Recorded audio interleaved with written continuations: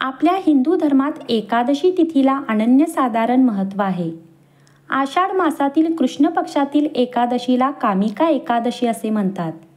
अशी मान्यता आहे की या कामिका एकादशीच्या दिवशी भगवान विष्णूंच्या गदा धारण केलेल्या रूपाची पूजा केल्याने व्यक्तींच्या सर्व पापांचा नाश होतो.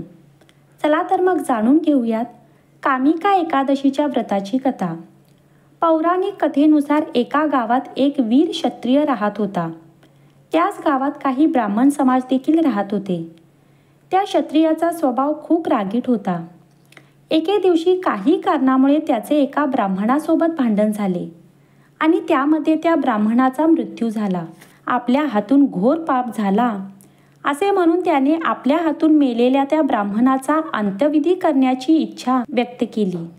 पण इतर ब्राह्मणांनी त्याला परवानगी दिली नाही. ब्राह्मणांनी त्याला तू ब्रह्महत्येचा दोषी आहेस असे सांगितले. आधी तू या पापाचे प्रायश्चित घे आणि या पापातून मुक्त झाल्यानंतर आम्ही तुझ्या घरी भोजन करू. यावर त्या क्षत्रियाने त्या पापातून मुक्त होण्याचा उपाय विचारला. तेव्हा ब्राह्मणांनी सांगितले की तू आषाढ मासातील कृष्ण पक्षातील एकादशीला भक्तिभावाने श्री विष्णूंचे पूजन आणि व्रत कर. तसेच ब्राह्मणांना अन्नदान दक्षिणा देऊन त्यांचा आशीर्वाद प्राप्त कर. असे केल्यानंतर तुला या पापातून मुक्ती मिळेल.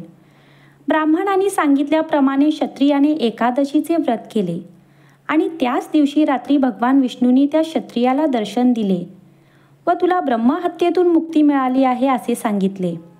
अशा प्रकारे कामिका एकादशीचे व्रत केल्यामुळे त्या क्षत्रियाला पापातून मुक्ती मिळाली असे म्हणतात. जे गंगा, काशी, पुष्करमध्ये स्नान केल्याने फळ मिळते ते भगवान विष्णूंची पूजा केल्याने प्राप्त होते. आपण केलेल्या पापांची भीती वाटत असेल त्यांनी कामिका एकादशीचे व्रत करावे असे म्हटले जाते.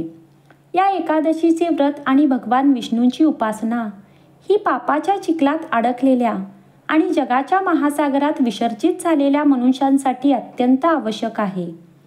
आपल्या पापांपासून मुक्त होण्याचा यापेक्षा चांगला मार्ग नाही. जे लोक एकादशीला भक्तिभावाने भगवान विष्णूंना तुळशीदल अर्पण करतात ते या जगातील सर्व पापांपासून दूर राहतात. ब्रह्मदेव नारद मुनींना म्हणतात की हे नारदा, ब्रह्महत्या आणि भ्रूणहत्या इत्यादी पापांचा नाश करणाऱ्या या कामिका एकादशीचे व्रत करावे.